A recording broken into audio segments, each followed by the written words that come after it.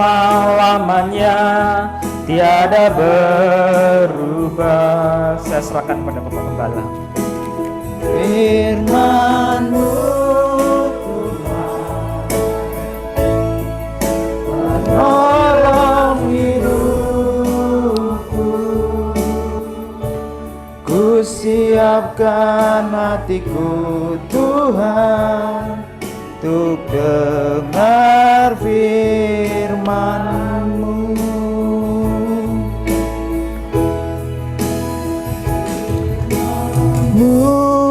Tuhan tiada berubah, dahulu sekarang selama-lamanya tiada berubah. Katakan firman-Mu Tuhan penolong hidupku. Ku siapkan hatiku Tuhan, siapkan hatiku Tuhan untuk dengar firman-Mu. Hatiku sudah siap Tuhan, hatiku sudah siap Tuhan untuk dengar firman-Mu.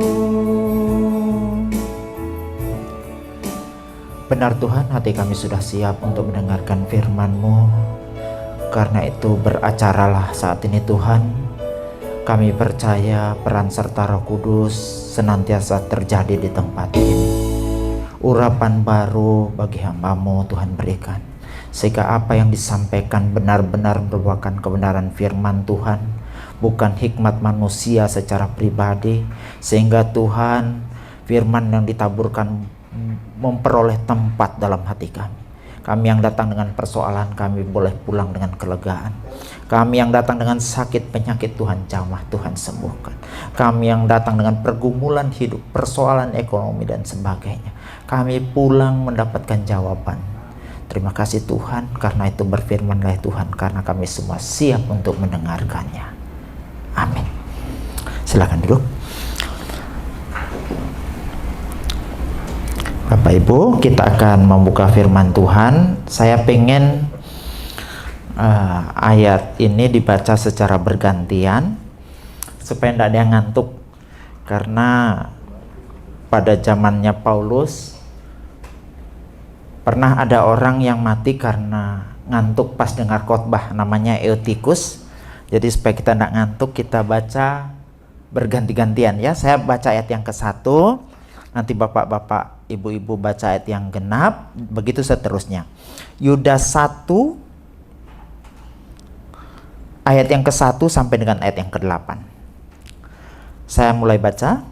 Dari Yudas, hamba Yesus Kristus dan saudara Yakobus, kepada mereka yang terpanggil, yang dikasihi dalam Allah Bapa dan yang dipelihara untuk Yesus Kristus.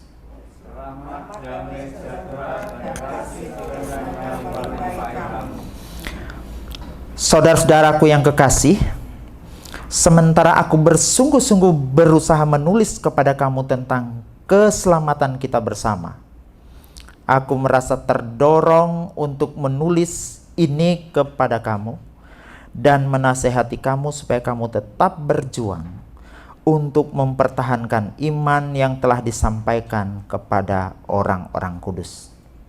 Sebab ternyata ada orang tertentu yang telah masuk menyusup di tengah-tengah kamu, yaitu orang-orang yang telah ditentukan untuk dihukum.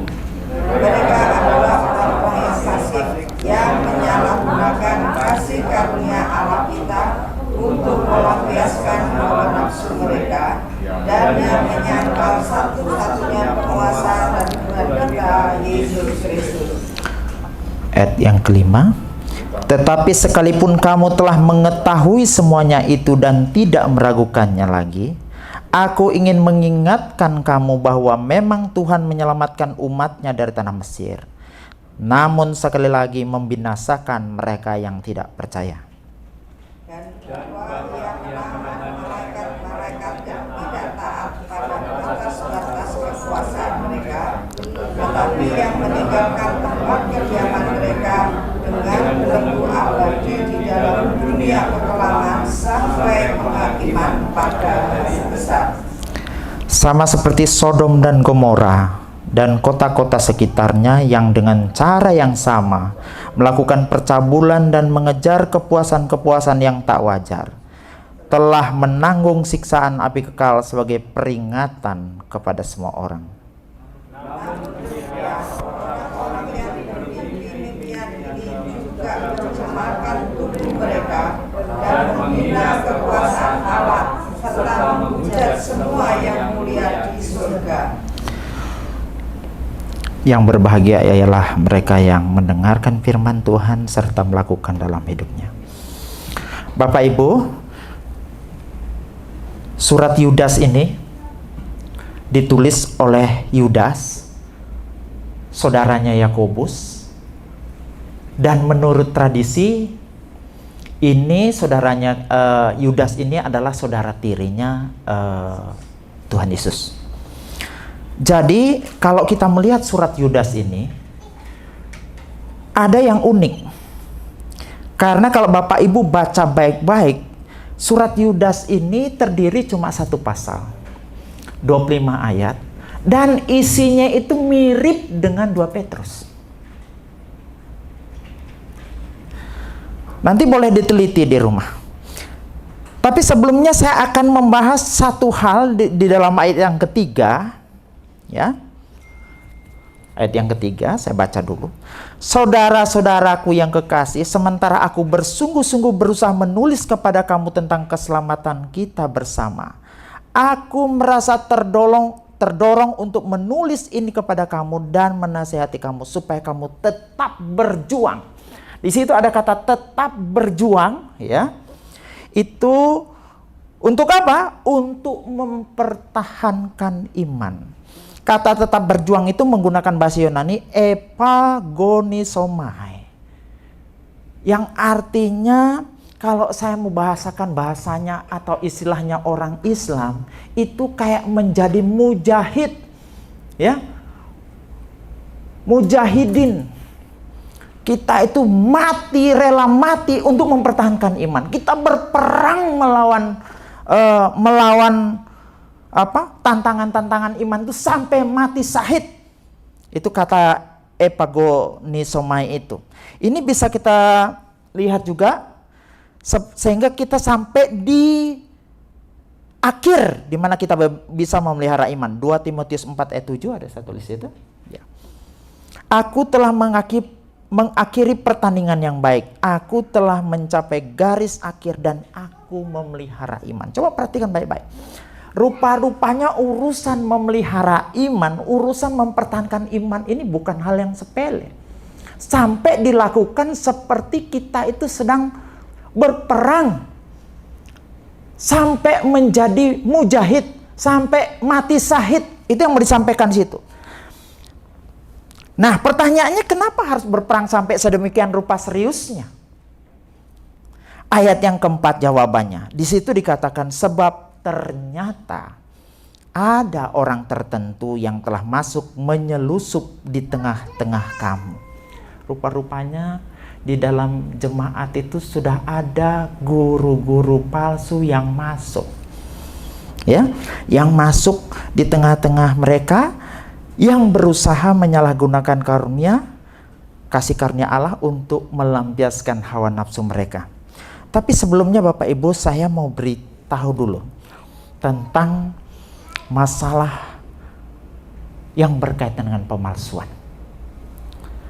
Pertama, barang yang dipalsu itu pasti barang yang mahal. Tidak pernah ada ceritanya pemalsuan barang yang murahan. Contohnya, di mana pernah ketemu dengan kerupuk palsu? Pernah? Kalau tas, mana ada tas plastik? Kalau tempat saya bilangnya tas kresek. Nggak tahu tempat sini ya. Ya, tas cerewet tempat saya, namanya itu barang tas plastik itu. Nggak ada orang palsukan itu. Kalau tas itu yang dipalsukan ya pasti tas Hermes, LV, apa itu LV? Louis Vuitton ya. Ibu dokter pasti punya ini ya. Dior, ya, Dior. Nah, itu pasti yang begitu, atau Balenciaga. Semua yang bermerek baru dipalsukan. Ngapain palsukan tas kresek, tas cerewet, tidak ada gunanya. Begitu juga dalam kaitan iman kita, yang dipalsukan itu pastilah barang yang mahal. Kasih karunia itu walaupun itu adalah kemurahan Allah, itu adalah sesuatu yang mahal. Karena menyangkut keselamatan. Keselamatan itu mahal sekali, makanya banyak dipalsukan oleh orang-orang. Ya. Kalau jam yang dipalsukan apa? Rolex, nggak mungkin jam-jam di pasar yang sudah palsu mau dipalsukan lagi, nggak mungkin. Ya, jam yang Rolex yang harganya miliaran, saya pernah baca itu harga jam itu sampai 895 miliar. Tak bilang jangan-jangan jam itu sudah tidak tepat waktu, saking lajunya muternya, kan mahal ya. Ya kan mahal lah, jam mahal itu pasti muternya kenceng gitu saya pikir. Lukisan yang asli itu juga biasa dipalsukan. Jadi intinya pokoknya yang dipalsukan itu adalah barang yang mahal dan bukan barang yang murah. Karena keselamatan itu mahal, makanya keselamatan itu sering berusaha dipalsukan dengan banyak cara oleh guru-guru palsu. Yang kedua, barang yang dipalsukan itu ada barang yang banyak dicari orang. Ngapain kalau barang yang tidak dicari orang atau tidak banyak dibutuhkan orang dipalsukan? Tidak ada gunanya. Makanya hal yang paling dibutuhkan semua orang di muka bumi ini, mulai dari zaman Adam sampai zaman ini, sampai zaman yang akan datang, itu adalah keselamatan. Tidak ada sesuatu yang paling dibutuhkan oleh semua orang kecuali yang namanya keselamatan. Dan ini makanya sering dipalsukan oleh orang. Yang ketiga saya mau sampaikan masalah pemalsuan ini adalah keberhasilan sebuah pemalsuan adalah ketika barang yang dipalsu mirip dengan orinya. Kalau kita mau memalsukan lukisan itu harus sama miripnya dengan aslinya. Dalam istilah sekarang itu mirror, mirip original. Nah, saya juga lihat itu kata mirror ini di orang jualan-jualan di mana itu, di Facebook, di YouTube. Ini Bunda mirror, saya nggak ngerti apa tas mirror ini apa. Ternyata tas mirip ori. Jadi artinya keberhasilan sebuah pemalsuan itu kalau dia berhasil mendekati aslinya. Kalau uang itu palsu, minimal uang itu seperti aslinya, diraba kayak aslinya, diterawang kayak aslinya. Dan di belanja pun tidak semua orang bisa tahu kalau itu palsu. Ya. Yang keempat, pemalsuan ini biasanya mempunyai spesialis masing-masing. Tidak ada tukang palsu uang, besoknya jadi tukang palsu jam. Tidak ada yang kemarinnya itu dia tukang palsu lukisan, pindah jadi tukang palsu iPhone. Dia buat iPhone dengan kamera yang gede-gede 3 itu. Jadi biasanya ketahuan HP-nya iPhone kalau kameranya gede-gede mentang 3. Dibuat palsu mirip betul sampai tidak bisa dilihat, tidak bisa diketahui, sepintas tuh sama persis. Ini masalah pemalsuan. Makanya karena begitu rumitnya masalah pemalsuan, makanya Yudas mengingatkan supaya kita berjuang benar-benar mempertahankan iman dari upaya-upaya orang yang menggerogoti iman kita, sehingga kita keluar daripada iman yang benar. Sekarang coba kita lihat masalah apa sih yang dibuat oleh guru-guru palsu itu. Yang pertama, mereka mengajarkan kasih kurnia yang berbeda dan melegalkan dosa. Yudas 1 ayat 4, saya baca dulu ya.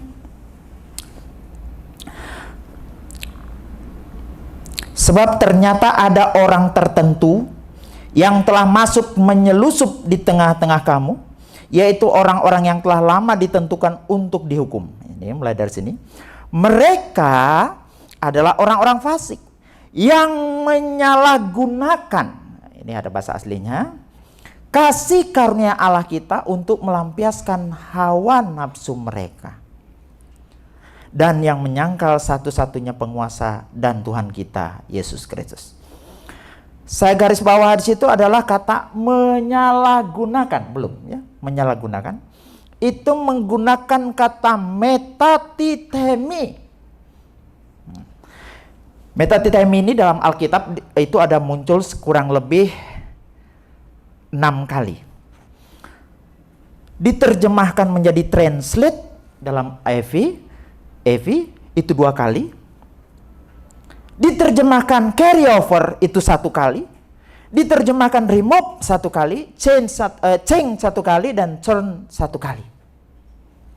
Ini artinya apa? Kalau mau dilihat di situ, menyalahgunakan itu artinya mendefinisikan, menerjemahkan, memberi makna, memberi definisi atau batasan yang berbeda tentang kasih karunia. Definisi kasih karunia itu sama terminologinya kasih karunia. Tetapi ternyata definisi dari kasih karunia itu berbeda. Coba kita lihat dalam terjemahan lain. Yudas 1 ayat yang keempat. Saya rasa terjemahan TMP ini yang berusaha menangkap makna dari kata menyalahgunakan kasih karunia itu. Yaitu mereka memutarbalikkan berita tentang kasih Allah kita.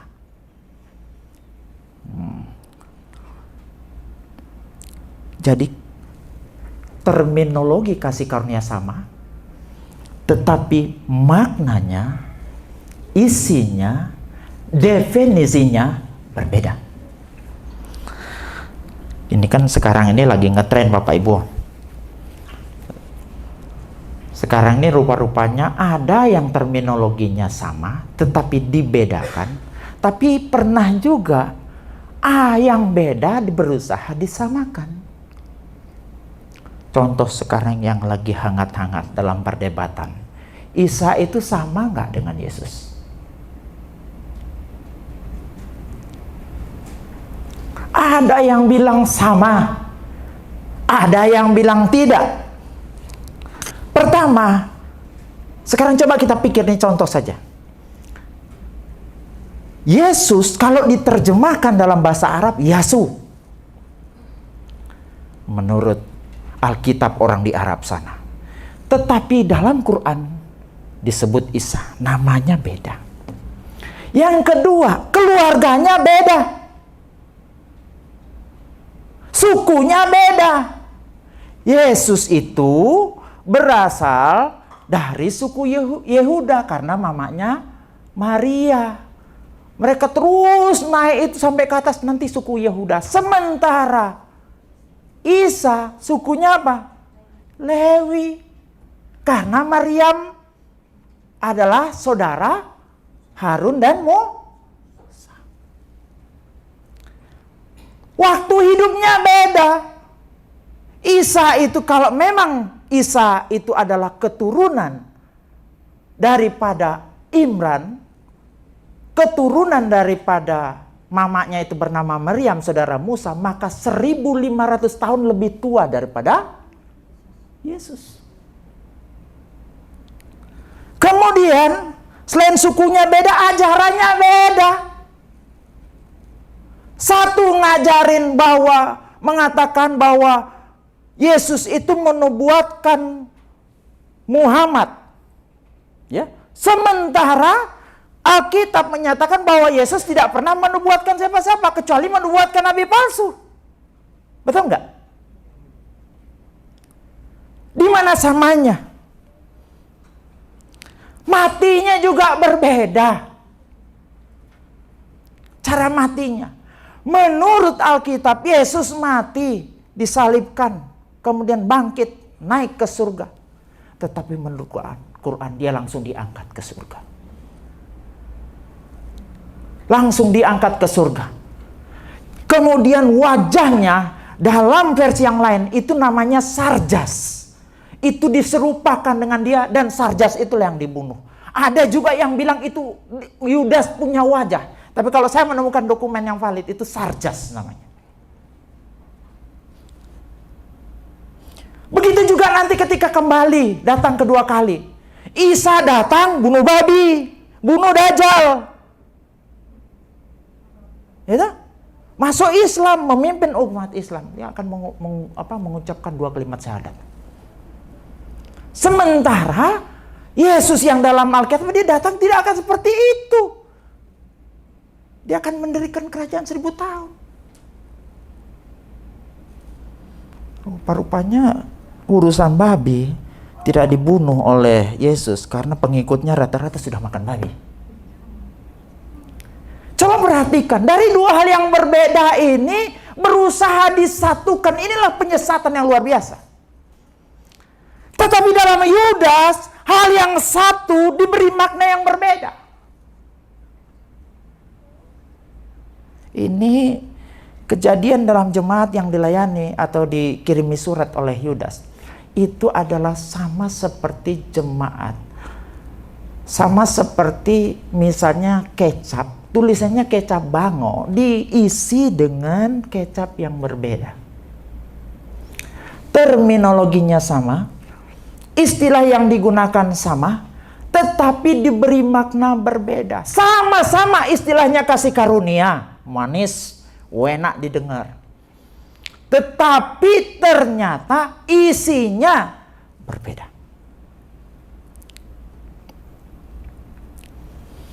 Loh kok bisa begitu? Pernah nggak dengar pelajaran bahasa Indonesia? Namanya homonim. Homonim itu adalah sebuah kata yang ejaannya sama, pengucapannya sama. Saya beri contoh. Bulan. Bulan itu bisa berbicara bulan kalender, tapi juga bisa berbicara bulan yang di atas sana itu, satelit. Bisa itu bisa berbicara masalah kemampuan, tapi bisa itu juga bisa berbicara masalah racun yang ada pada ular. Sama katanya betul, tapi maknanya berbeda.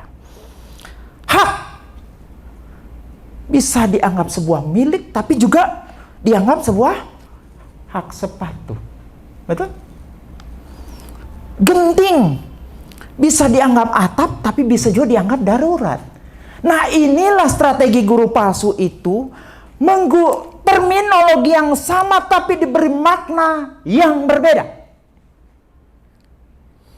Definisinya beda. Kasih karunia sama-sama kasih karunia, tetapi isinya, maknanya, definisinya itu berbeda.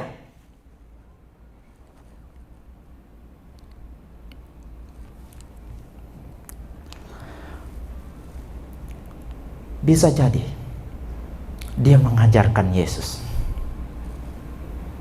Tapi Yesus yang mana? Apakah Yesus yang mati dan bangkit, naik ke surga dan yang akan datang, atau Yesus petinju? Karena ada nama petinju namanya Yesus. Nama petinju itu kalau tidak salah Jesus Gonzales. Betul ya? Banyak namanya Yesus. Pasti bingung. Jadi bisa jadi kita memuji Yesus, tapi Yesus yang mana?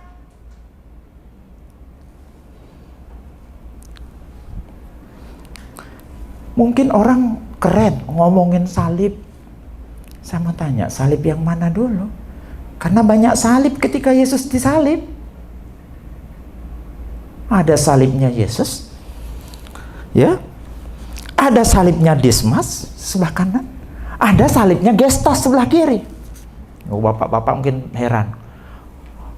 Pak pendeta itu tahu dari mana namanya itu orang? Iya, dalam tradisi Yahudi dan Gereja Katolik. Ya. Nama orang di sebelah kanan itu Dismas, sebelah kiri itu Gestas. Sama-sama disalib. Jadi kalau kita ngomongin salib, salib yang mana dulu?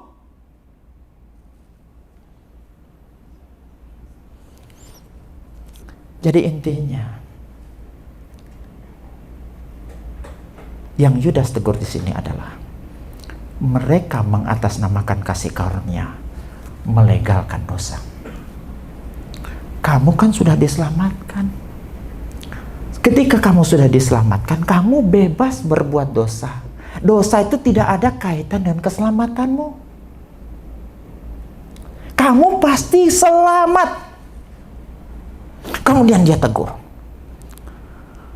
Dia memberikan teguran yang keras dalam ayat yang ke-5 sampai ke-7. Dia memberi contoh bangsa Israel. Bangsa Israel itu loh sudah keluar dari Mesir ketika mereka melakukan dosa dan hidup dengan tidak percaya. Mereka toh tidak masuk tanah Kanaan. Itu digunakan sebagai gambaran. Jangan pikir kamu sudah dibawa dari Mesir keluar. Dalam perjalanannya kamu tidak setia dan kamu tidak percaya kamu bisa masuk ke tanah Kanaan. Itu yang disampaikan dalam ayat yang ke-5. Begitu juga dia memberi contoh tentang malaikat-malaikat yang memberontak. Begitu juga dia memberi contoh tentang Sodom dan Gomora. Sebenarnya yang dia mau sampaikan, ketika engkau sudah diselamatkan berdasarkan kasih karunia, bukan cuma berhenti di situ. Ada hal yang harus dilanjutkan sampai kita menerima keselamatan penuh. Sanctification. Amin. Saya mengutip Eves Sanders, seorang dari gereja reformasi. Lagi ya. Dia membuat sebuah judul buku Paul and Palestinian Judaism pada tahun 1977. Ini dia meneliti bagaimana konsep keselamatan orang Yahudi pada abad kedua sebelum Masehi. Jadi di situ dia memberi nama bagaimana konsep orang Yahudi itu dengan covenantal nomism. Yang artinya dari covenantal nomism itu memiliki dua kata kunci, yaitu masuk ke dalam, getting in, dan tinggal di dalam, staying in. Kalau saya mau gambarkan dengan perahu atau kapal, keselamatan itu tahap awalnya kita dibawa masuk ke dalam kapal keselamatan. Perkara keduanya adalah kita tinggal di dalam kapal keselamatan sampai kita tiba di pelabuhan tenang. Waktu kita percaya kepada Yesus, kita masuk dalam kapal. Kita beriman kepada Yesus, kita masuk ke dalam kapal. Ini disebut anugerah. Ketika kita sudah di kapal, ada perkara lain yang harus dikerjakan. Ini staying in. Tadi hukum Taurat dan perbuatan baik tidak bisa membuat kita masuk di kapal. Saya ulangi. Perbuatan baik dan hukum Taurat tidak akan pernah mampu membuat kita masuk di kapal keselamatan. Cukup beriman. Tetapi untuk staying in, ada perkara lain yang harus dilakukan supaya kita bisa tiba di pelabuhan yang tenang.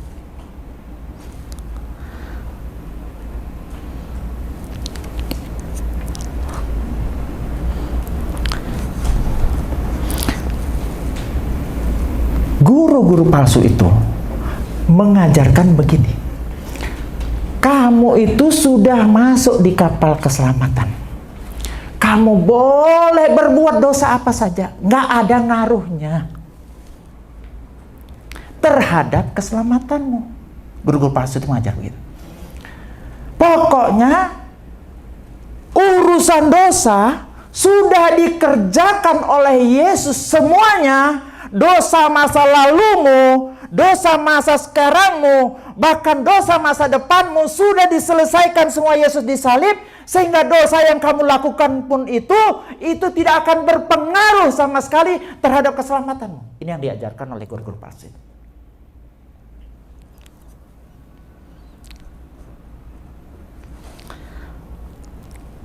Doktrin Bonhoeffer bilang begini, guru-guru palsu itu membuat kemurahan Tuhan itu menjadi sesuatu yang murahan. Kemurahan Tuhan itu bukan hal yang murahan.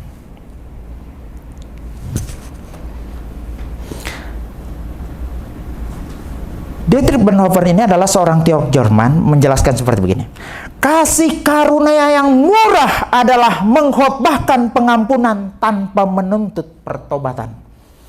Kasih karunia yang murah adalah kasih karunia tanpa disiplin, kasih karunia tanpa salib, kasih karunia tanpa Yesus Kristus. Pak, apa sih relevansinya dalam kehidupan kita? Kok kayaknya belum nangkep ini? Saya cuma mau tambah lagi satu. Pada tahun 1997 ada seorang bernama Joseph Prin. Dia sedang liburan, tiba-tiba dia mendapatkan suara atau mendengarkan konon suara Roh Kudus untuk mengajarkan yang disebut dengan hyper grace. Hyper grace ini kemudian dimuat di TV tahun 2007 dengan judul Destiny to Reign. Ya, ditakdirkan untuk berkuasa. Jadi ajarannya itu begini. Kasih karunia bersifat semua dan selamanya. Konsep dasar kasih karunia radikal dan radikal grace didasarkan pada segala dan selama-lamanya. Jadi kata kuncinya segala dan selama-lamanya. Ini didasarkan pada Kolose 2 ayat 13 dan Ibrani 10 ayat 14. Jadi bagi Joseph Prin, semua dosa masa lalu, baik dosa masa kini, masa depan sudah dibasuh oleh Yesus Kristus melalui pengorbanannya di kayu salib. Sejak manusia menerima Yesus masuk ke dalam hidup, maka ia tidak bertanggung jawab lagi dengan dosa. Jadi ketika kita sudah di kapal keselamatan, kita bebas berbuat dosa, menurut Pak Amin. Karena kita tidak bertanggung jawab lagi dengan dosa itu, karena dosa itu sudah diselesaikan waktu kita menerima Tuhan Yesus sebagai Tuhan dan Juru Selamat. Itu ajaran daripada Joseph Prin. Ini banyak konco-konconya dan berkembang. Jadi dengan demikian orang Kristen tadi tidak lagi bertanggung jawab dan minta ampun atau mengingat dosa-dosa. Orang Kristen tidak perlu mengoreksi diri atau dosanya. Roh Kudus juga tidak akan pernah menegur orang percaya dari dosa-dosanya. Orang percaya tidak bisa melakukan dosa yang tidak bisa diampuni. Ini pemahaman daripada Joseph Prin. Itu akibatnya macam-macam. Nanti kita bahas di lain kesempatan. Selain itu, ajaran guru-guru palsu yang terjadi pada zaman Yudas ternyata sudah ada juga pada zaman Schleiermacher. Schleiermacher ini bukan Michael Schumacher lah ya. Michael Schumacher itu pembalap Formula 1. Karena pernah dulu dosen saya bujuin, menurut pandangan Michael Schumacher, itu dosen bingung. Michael teolog dari mana itu? Ternyata dia tidak tahu itu nama pembalap Formula 1 dari Jerman. Menurut Schleiermacher, kemurahan dan kasih Allah tidak akan mengirim seorang pun masuk ke neraka yang kekal. Nah, dengan kata lain, kasih karunia itu bro tidak akan membuat kamu dikirim ke neraka. Neraka itu tidak akan pernah ada karena kasih karunia Allah. Coba bayangkan ajaran ini. Sama-sama istilahnya kasih karunia. Maksud, definisi, makna, idenya berbeda. Inilah cara atau yang diajarkan oleh guru palsu. Sehingga kita merasa nyaman dalam keamanan palsu. Merasa nyaman dengan keyakinan palsu. Persoalannya Pak, bukankah kita ini dijaga oleh Tuhan? Sehingga kita tidak akan jatuh. Iya benar, saya setuju. Tapi jangan lupa, apakah begitu cara kerja Tuhan? Ini kita bukan berbicara tentang kekuatan Tuhan, tapi berbicara tentang cara kerja Tuhan dalam kaitan menyelamatkan kita, anak-anaknya. Saya kutip sedikit nasihat Petrus di dalam 1 Petrus 1 ayat 13-15. Sebab itu siapkanlah akal budimu, waspadalah dan letakkanlah pengharapanmu. Coba lihat. Letakkanlah pengharapanmu seluruhnya atas kasih karunia yang dianugerahkan kepadamu pada waktu penyataan Yesus Kristus. Ayat 14 penting.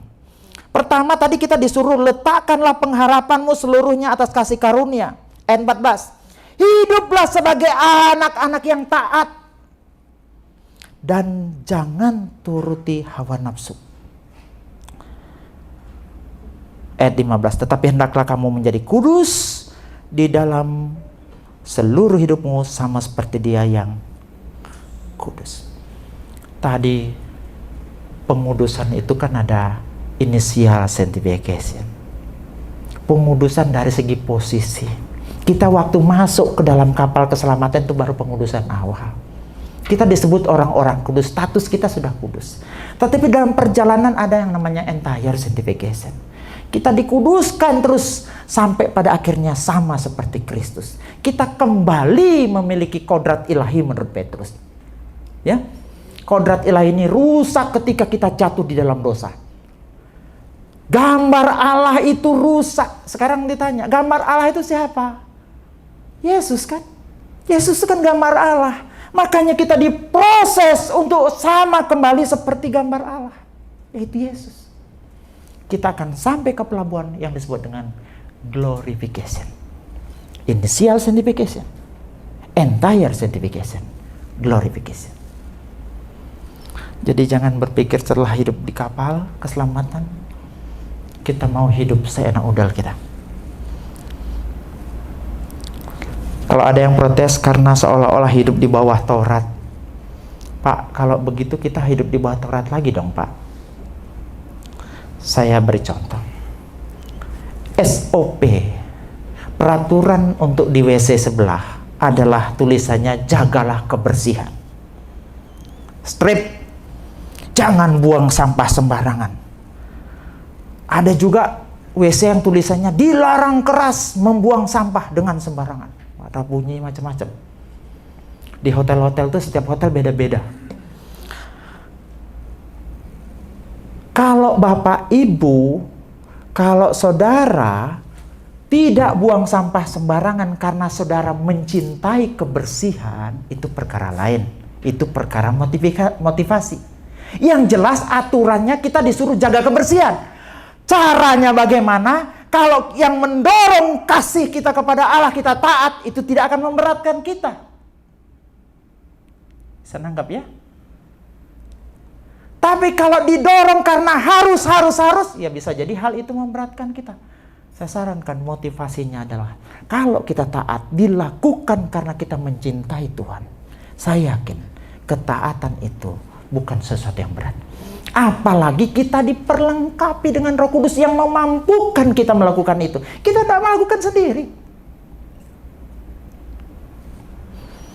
Jadi Bapak Ibu ya saudara yang kekasih dalam Tuhan, dalam Roma 2 ayat 4 bunyinya begini. Maukah engkau menganggap sepi kekayaan kemurahannya, kesabarannya dan kelapangan hatinya? Kita diingatkan tidak boleh pandang enteng terhadap kasih karunia tuh. Kita sudah diselamatkan. Tapi wajib untuk senantiasa mengerjakan keselamatan itu dengan takut dan gentar. Wajib untuk taat mengikuti kehendak Tuhan. Yang kedua, apa yang dilakukan oleh guru-guru palsu? Menyangkal Yesus Kristus sebagai penguasa Tuhan satu-satunya. Ini masih dari ayat yang keempat. Yang menyangkal arneomai, satu-satunya monos, penguasa dan Tuhan kita. Saya cuma mau tekankan kata monos saja ya. Monos ini kemudian muncul kata mono. Orang yang biasa di dunia audio, dunia musik, itu pasti ngerti mana stereo, mana mono. Mono itu kalau sumber saluran suaranya itu satu, itu namanya mono. Kalau dua, stereo, dan begitu seterusnya. Makanya kalau suara yang stereo itu bisa pindah ke sana kemari itu karena sumber suaranya berbeda. Tapi kalau mono, salon yang satu, salon yang satu, salon yang satu, suaranya sama semua. Tidak ada perpindahan kayak yang stereo. Penekanan kata mono ini adalah satu-satunya. Makanya di dalam ERP diterjemahkan begini. ERP. Bukan. Naik ke atas. ERP. Lagi satu. Satu lagi. Ya. Saya bacakan. Jesus answer, I am the way, the truth, and the life.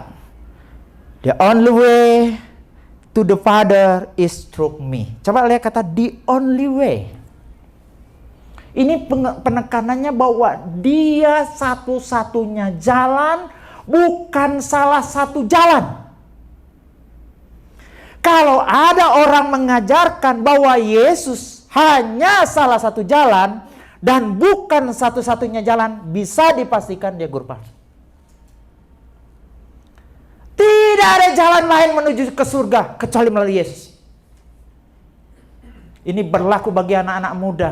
Kalau mau kawin pikir-pikir, jangan sampai salah pilih. Karena seorang suami menukarkan Yesus yang satu-satunya jalan.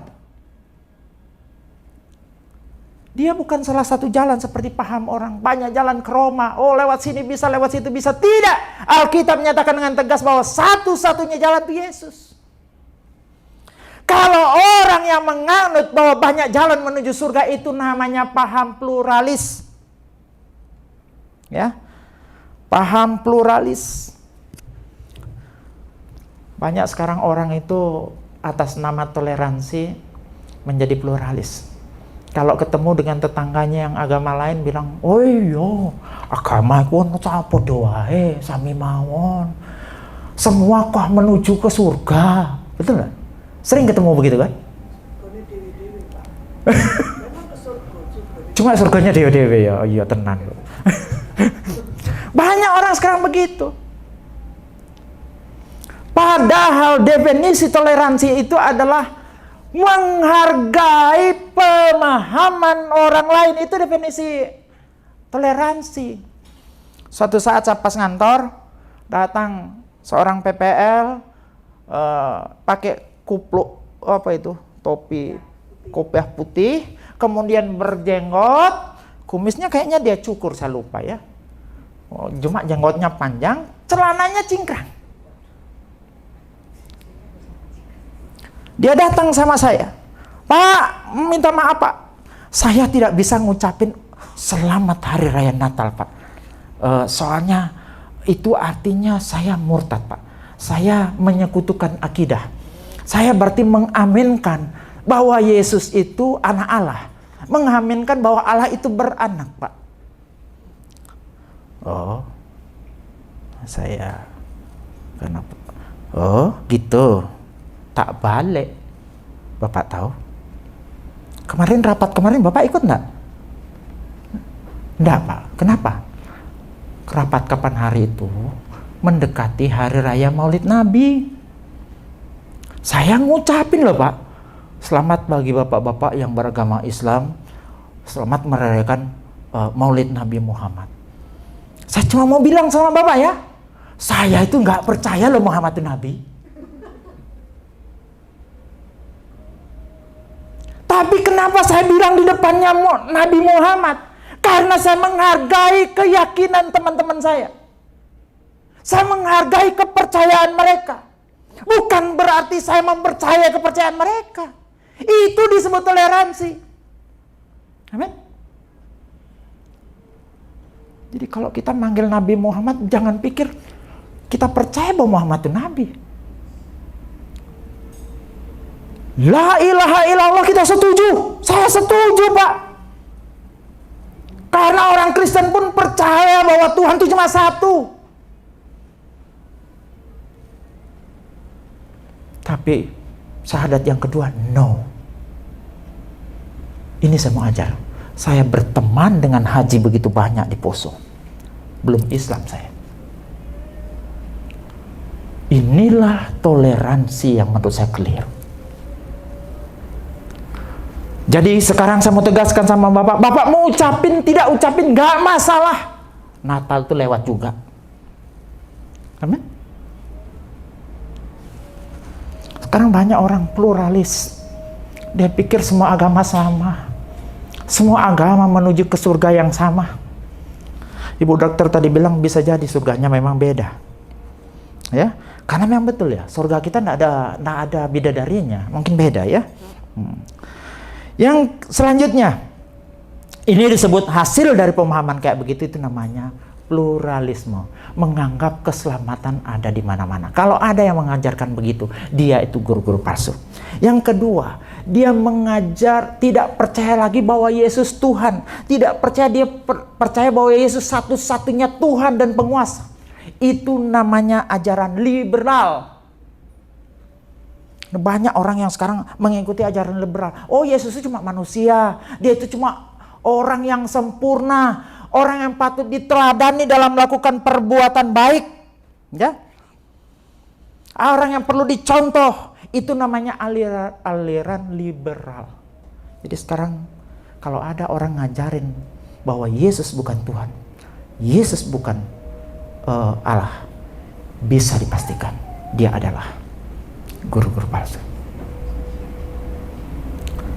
Kalau dia guru-guru asli, pasti mengajarkan kasih karunia yang bertanggung jawab. Kalau dia guru-guru asli, pasti dia mengajarkan bahwa Yesus itu satu-satunya jalan dan satu-satunya penguasa kita. Dia adalah Tuhan, bukan manusia biasa. Yang ketiga, yang terakhir.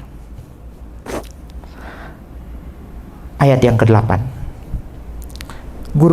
Guru-guru palsu itu suka mengaku mendapatkan mimpi-mimpi atau pewahyuan Tuhan.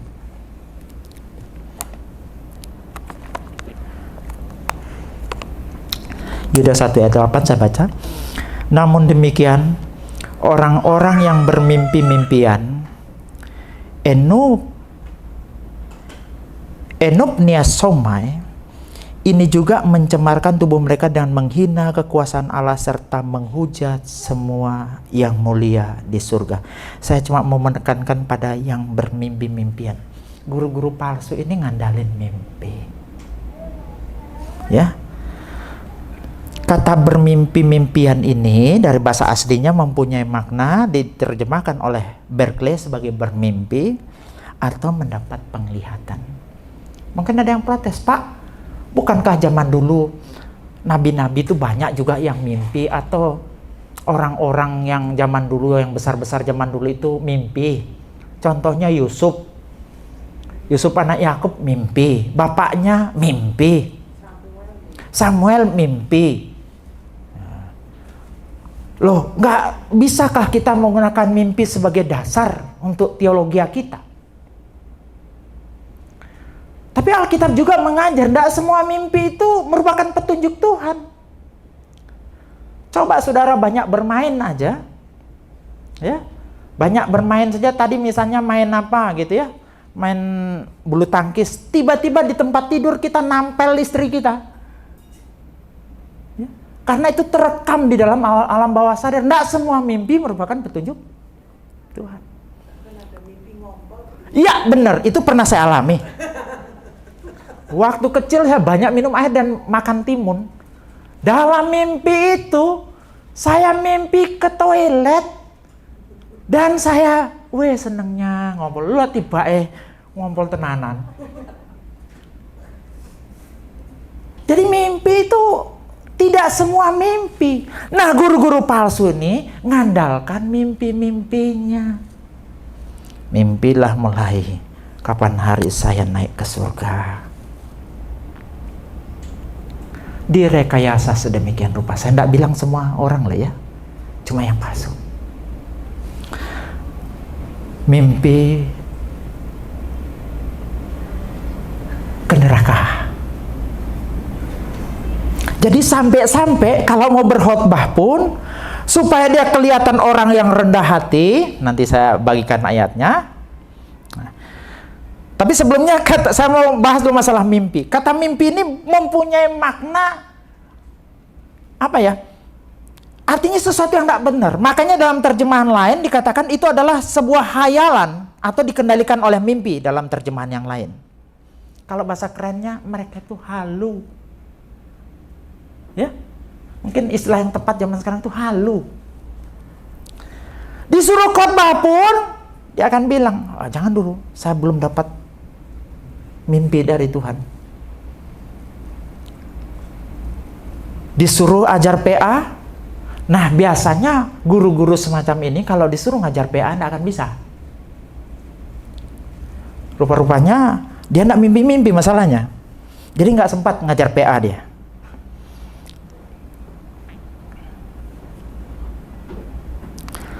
Coba kita lihat di dalam Kolose 2 ayat 18. Lagi satu.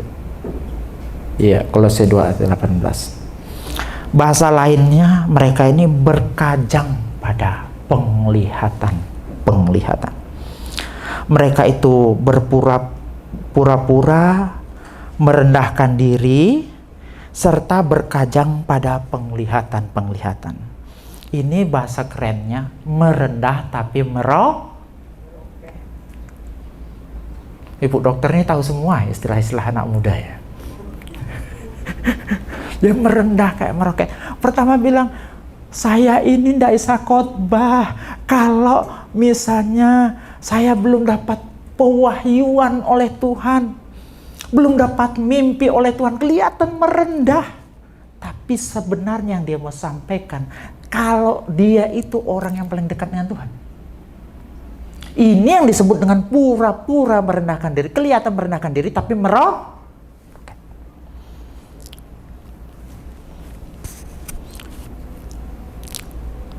Selanjutnya juga mereka membesar-besarkan diri. Kalau disuruh melayani, cerita ujung ke ujung tentang mimpinya. Oh, kemarin saya ketemu malaikat ini, Mikael. Kemarin saya ketemu malaikat Gabriel. Kemarin saya ketemu dengan si A, si B dan sebagainya. Itu gayanya mereka. Nah, Bapak Ibu, yang saya mau tekankan di sini adalah kita belajar dari cara Yeremia melayani. Bagaimana Yeremia melayani? Yeremia itu kalau melayani begini selalu bilang, beginilah firman Tuhan. Beginilah firman Tuhan. Kalau orang yang guru-guru palsu ini, dia akan selalu mau bilang, saya mau berkata kepada saudara. Tetapi ini yang saya mau katakan kepada saudara. Biasa dengar pengkhotbah model begitu? Satu hal yang saya mau bilang kepada saudara. Ini saya mau katakan, bolak-balik. Saya. Sementara Yeremia mengajarkan apa? Beginilah firman Tuhan. Ini ditiru oleh Billy Graham. The Bible says. Dia tidak pernah bilang, saya mau katakan Pak Saudara. Karena memang khotbah itu menyampaikan apa yang tertulis dalam Alkitab, bukan apa yang kita alami secara pribadi. Pertanyaannya begini, misalnya ada orang mimpi naik ke surga, saksinya siapa? Benar nggak? Mimpi pergi ke neraka, saksinya siapa? Jadi kebenarannya diukur dari mana? Kemudian lucunya surga dan neraka yang dideskripsikan oleh orang yang bermimpi itu berbeda dengan apa yang dideskripsikan oleh Alkitab. Kita percaya yang mana?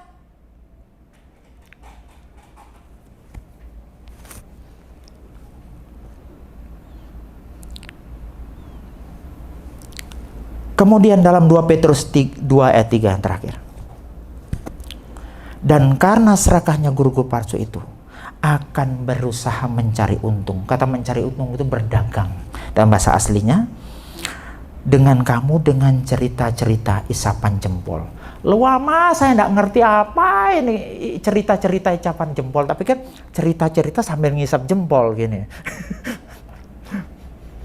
Ternyata bahasa aslinya cerita-cerita isapan jempol tuh cerita-cerita karangan yang dibuat secara cerdik, disusun secara sistematis untuk meyakinkan orang lain. Itu cerita-cerita isapan jempol.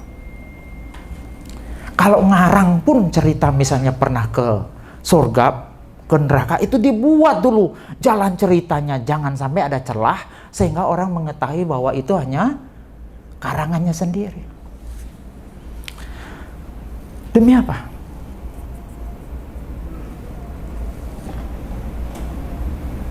Wah.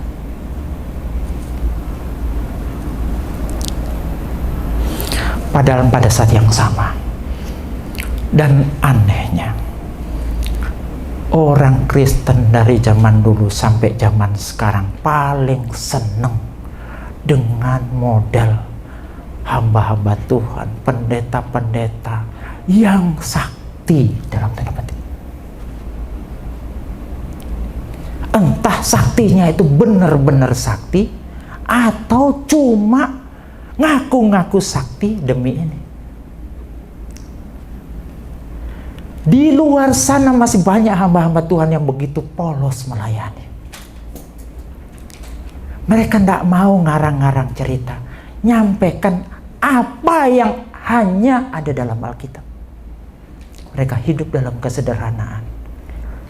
Saya melihat ada hamba Tuhan yang hidup dari mecah batu. Hari Minggu dia khotbah, hari-hari lain dia mecah batu untuk memenuhi kebutuhan hidupnya. Ada yang juga jualan ikan di Makassar. Ada juga hamba Tuhan yang jadi buruh tani. Cuma mungkin saya tidak tahu mereka benar atau tidak, bukan masalah di situnya. Cuma mereka dengan polos tidak berani jual cerita-cerita isapan jempol, makanya nggak disukai jemaat. Banyak orang sekarang terkecoh, betul. Supaya saya bilang, kalau mau suka gerejanya besar, cukup dengan saya ngarang cerita, masuk pernah ke neraka, pernah ke surga cepat. Tapi persoalannya, jujurkah kita di hadapan Tuhan?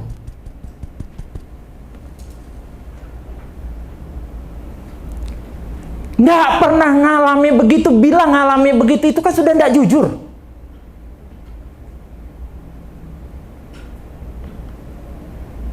Makanya Bapak Ibu Saudara yang kekasih dalam Tuhan, ini mungkin orang bilang tidak sakti, tidak viral. Jadi kalau mau jadi hamba Tuhan yang viral harus sakti. Entah sakti beneran atau tidak sakti. Jadi kesimpulan dari pelajaran kita hari ini, guru-guru palsu itu mengajarkan kasih karunia yang berbeda demi melegalkan dosa. Berdosa aja, tidak apa-apa, tidak punya pengaruh dengan keselamatanmu. Karena keselamatanmu sudah ditanggung semua. Baik dosa masa lalu, dosa masa sekarang, dosa masa depan, sudah ditanggung semua. Ini guru palsu ajarkan. Yang kedua, guru-guru palsu menyangkal Yesus sebagai penguasa dan satu-satunya Tuhan. Menjelma dalam masalah pluralisme dan liberalisme. Tidak percaya lagi Yesus Tuhan, percaya banyak jalan keselamatan. Yang ketiga, guru-guru palsu suka mengaku mendapatkan mimpi dan wahyu dari Tuhan. Tidak lagi mendasarkan pada firman kekristenan yang benar. Itu sola scriptura. Yang benar itu hanya apa yang ada di dalam Alkitab. Bukan berarti sama mengatakan ada orang benar-benar bermimpi bahwa itu dia tidak bermimpi, bukan semacam itu. Cuma yang tegur oleh Tuhan di sini adalah mereka berkajang pada penglihatan-penglihatan. Mereka lebih mengandalkan mimpi daripada mengandalkan firman Tuhan. Tuhan Yesus memberkati. Saya buka tanya jawab. Cuma saya dari sini kesimpulan ya Pak ya. Jadi tadi kan Pak Ketut menceritakan ciri-ciri guru palsu. Masih banyak sebetulnya. Iya, betul-betul. Belum tersampaikan. Mungkin sampai tidak bisa dihitung lah cirinya. Jadi sebaiknya kita tuh belajar firman yang benar supaya mengetahui ciri. Jadi ibaratnya, saya tidak mungkin mempelajari ciri-ciri uang palsu. Lebih baik seperti orang bank yang retailer itu, dia mempelajari dengan benar ciri-ciri uang asli. Iya benar. Ya, itu kesimpulannya ya Pak. Karena nggak mungkin Pak Ketut menceritakan semua ciri, nggak selesai. Ya, gitu Iya ya. betul. Kesimpulannya. Iya. Terus kemudian tentang Joseph Prince ini sangat terkenal. Yang sekarang terkenal itu dengan Joel Osteen. Joel Osteen itu tidak pernah cerita tentang neraka. Itu wawancaranya yang terkenal di CNN dengan Larry King. Lakewood ya, Lakewood. Itu yang terkenal. Dia tuh sebenarnya kalau saya lihat khotbahnya sepintas, dia itu bukan seorang pemberita Injil, tetapi dia itu sebenarnya seorang Motivator. Itu kesimpulan saya. Terus kemudian yang ketiga, saya melihat lagi pemimpi yang sekarang lagi diumbul-umbulkan oleh banyak pendeta. Itu pernah dengar nggak Susan Hasen? Iya betul. Nah, itu mimpi terus Pak, lihat terus mana-mana. Pernah dengar ya? Iya, saya. Terus kemudian, sorry ya Pak Edi, Ya. saya pernah tahu tentang Morrison dulu. Saya pernah dengarkan dia di TV dan segala macam. Dia itu jelas sekali, dia mempunyai gereja di San Francisco yang bernama San Francisco Financial Clinic. Itu nama gereja. Dan dia waktu datang ke Surabaya, dia bilang, kalau kamu tidak memberi Tuhan dengan sakit hati, tidak ada gunanya. Waktu itu resesi tahun 98. Jadi kalau kamu makan $10, kamu harus membeli sampai sakit $50. Terus kemudian dia memakai cara itu apa? Hipnosis. Nah, saya kan dokter ngerti itu hipnosis Pak. Betul. Jadi dia memberi amplop. Kemudian amplop itu naik turun, naikkan pada Tuhan, turun beberapa puluh kali, terus tulis sekarang. Nah, dia tidak mengerti Indonesia bahwa kredit card itu tidak bisa nomor saja, harus tanda tangan. Tuh, harus konfirmasi toh. Kemudian salah satu orang Indonesia, Pak, tidak bisa itu. Jadi benar-benar harus janji terus parah. Itu saya datang itu, saya lihat ini gila sih. Sangat gila. Saya datang dari pesan di bapaknya di solusi begini jangan ikut. Saya tidak ikut, saya dikasih Sama amplop. sekali. Saya tidak mau Tahu aja. amplop itu. Saya disuruh berdiri duduk. Itu sangat bohong. Sudah miskin Indonesia datangi pembohong dari Amerika. Dan dia pakai pesawat pribadi nih Pak datang. Dan ini sekarang yang terkenal, yang barusan datang dengan pesawat pribadi Pak. Benny Hinn. Ada satu, sebentar saya tunjukin namanya. Penipu itu sudah laku di Eropa, nipu negara miskin. Nah, dan selalu nipu di negara miskin dan Afrika. terutama Afrika. Banyak orang mati hidup kembali. Kenapa Iya. di Afrika? Kenapa kok tidak di karangan orang yang Sudah di terdidik? New York. Kok ada di New York? Kenapa kok selalu terjadi di Afrika? Dan semua terbongkar settingannya. Iya. Kalau di Amerika yang terbongkar karena William orang Samuel banyak Winston. mereka makin Pernah tahu nggak? Iya betul. William Samuel Winston Datang ke Indonesia. baru datang ke Indonesia 24 Oktober. Tipu di negara miskin. Dia bilang, saya butuh pesawat pribadi. Karena kalau tanpa pesawat pribadi, saya tidak bisa melayani Tuhan karena ada jadwal pesawatnya. Kemudian, bahkan itu pesawatnya itu ada nama pembelinya. Jadi selama saya naik pesawat, saya doakan semua itu. Jadi ada reklamenya, Pak. Iya. Jadi saya jawab dulu Ibu Dokter yang pertama tadi memang benar. Ciri-ciri guru palsu itu banyak. Jadi yang saya mau bahas kali ini memang cuma dari surat Yudas saja, dari Yudas. Itu pun belum semua karena waktu, ya. Nggak mungkin kita bisa bahas semua. Yang kedua memang kita harus banyak berdoa. Sekarang ini banyak sekali yang palsu. Saking miripnya dengan yang asli sampai kita susah membedakan. Kita harus banyak berdoa, banyak belajar firman. Ya, itu Ya, yang paling ini banyak belajar firman. Kalau kita tidak ngerti nanti, kita bisa menjadi salah, ya. Jadi saya percaya ada orang yang mimpi, kemudian mungkin benar mimpi dia, bisa jadi, tetapi nggak boleh mengandalkan mimpi. Ini yang mau dimaksud. Jadi didasarkan pada firman, ya. Nah, besok lusa saya ketemu misalnya dalam mimpi itu ternyata itu Tuhan Yesus wanita dan warna pirang rambutnya. Masa saya mau jadikan doktrin Tuhan Yesus itu warna rambutnya pirang dan dia cantik? Karena dia kan jelas-jelas Alkitab katakan dia laki-laki. Jadi kita tidak boleh mendasarkan ajaran kita, mendasarkan pemahaman kita kepada mimpi, tapi harus bersumber pada Alkitab. Ini yang harus kita pahami, Bapak. Jadi makanya kita harus lebih peka lagi. Ukuran gereja yang ramai itu tidak juga jadi ukuran bahwa itu benar. Jangan pernah berpikir di sana gerejanya ramai pasti ini benar. Karena sekarang ini justru gereja-gereja besar bikin hancur nama kekristenan. Jalan kebenaran dihujat karena mereka. Settingan penyembuhan palsu terbongkar di mana-mana. Orang hidup, orang mati loh bisa hidup. Akhirnya dibongkar, memang dia tidak pernah mati.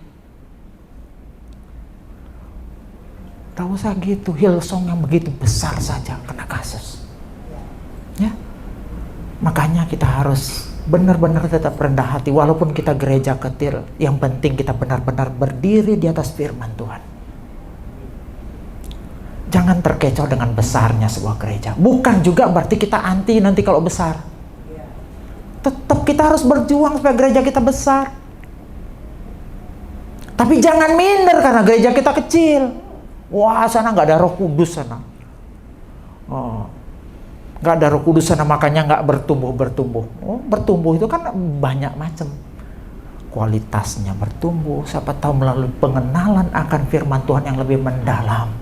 Kita itu namanya bertumbuh dari segi kualitas. Tapi jangan lupa kita punya kewajiban untuk bertumbuh secara kuantitas. Kita perlu banyak berdoa seperti Pak Edi lakukan. Pak Edi ini ngajak saya terus berdoa, saya mengamin, kita harus banyak berdoa. Banyak mengerti firman, banyak berdoa juga gitu loh. Jadi semoga gereja kita ke depan ini benar-benar menjadi gereja yang tahan banting. Tapi nomor satu, gereja yang berkenan di hati Tuhan. Seperti gereja Smyrna. Walaupun jumlahnya orangnya sedikit, tapi tidak ada ditegur oleh Tuhan. Tidak satu teguran pun, cuma ada 2 gereja yang tidak ditegur. Satu Smyrna, satu Philadelphia. Yang lain boleh besar, tapi banyak ditegur. Ada yang kehilangan kasih mula-mula, ada ini, ada itu, dan sebagainya. Ya, mudah-mudahan terus dukung doa gereja ini, walaupun kecil, mudah-mudahan kedepannya bisa menjadi gereja yang benar, terlebih terus berjalan di jalan rel kebenaran firman Tuhan, tidak menyimpang ke kanan, tidak menyimpang ke kiri, sesuai dengan kebenaran firman Tuhan. Tuhan Yesus memberkati. Tanya sebentar, Pak. Ya. Kalau keturunan Yehuda itu kan Yesus ya, Pak ya? Ya. Dari Yusuf. Maria itu kan dari suku. Tidak ada Maria juga. Maria kan dari suku Lewi, Pak. Melihat Elizabeth istrinya Zakaria itu kan dari suku Lewi. Kalau yang saya teliti dia keturunan Yehuda. Oke itu ya, Pak ya. Ya. Soalnya saya pernah dapat pelajaran gitu. Kalau Maryam versinya baru suku Lewi. Kalau Yesus itu keturunan Yehudanya itu dia berasal dari Daud. Dari Daud memang itu dari Yehuda. Tapi kalau untuk disebut dari imam, dia dapat keturunannya karena Maria ini saudaranya Elizabeth, dan Elizabeth ini adalah orang Lewi. Ya Ibu, terima kasih, nanti saya teliti lebih lanjut ya. Tidak apa-apa. Jadi kalau saya dalam hal ini ada salah. Itu ada benarnya, tapi ada mix perkawinan, itu benar. Iya. Jadi nanti saya teliti lebih lanjut. Ada memang suku Yehuda dan Lewi dua-duanya dia dapat dari pihak ibu, pihak bapak, begitu. Iya. Jadi terima kasih masukannya Bu Edi, nanti saya pelajari. Ya, mungkin saya terlewat, orang Poso bilang lewat. Oke. Jadi masih ada lagi? Gak ada ya? Ini karena sudah mau Natal, ceritanya banyak bangku kosong karena sibuk di gereja masing-masing ya.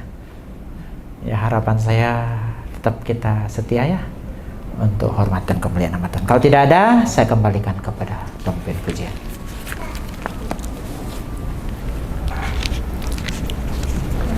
Oh iya, kita akan berdoa dulu tentang masalah firman Tuhan. Mari kita berdoa. Bapak Surgawi, tentunya masih banyak yang belum kami pelajari. Kedepannya kami ingin lebih belajar lagi Tuhan, supaya kami berhati-hati. Karena kami harus berjuang untuk menjadi orang yang mati syahid untuk mempertahankan iman kami. Begitu banyak serangan-serangan dari guru-guru palsu yang mengajarkan hal-hal yang berbeda, hal-hal yang lain daripada Tuhan punya mau. Karena itu berikan kami terus hikmat Tuhan, sertai kami dengan Roh Kudus-Mu, sehingga kami bisa membedakan yang benar dengan yang tidak benar. Terima kasih Tuhan, meteraikan firman dalam hati kami. Dalam nama Yesus kami sudah berdoa bersyukur. Haleluya.